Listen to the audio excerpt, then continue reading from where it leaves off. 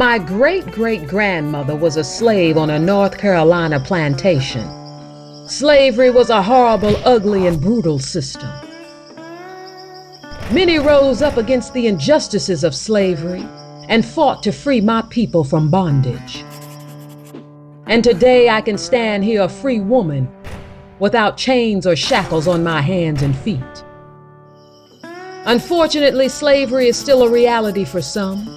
Every year, hundreds of animals are stolen from their homes to be sold to marine parks and zoos where they are abused and held captive until the day they die, never seeing their families again. When you buy a ticket to SeaWorld, Ringling Brothers Circus, your local zoo or aquarium, you are an active participant in this modern-day slave trade.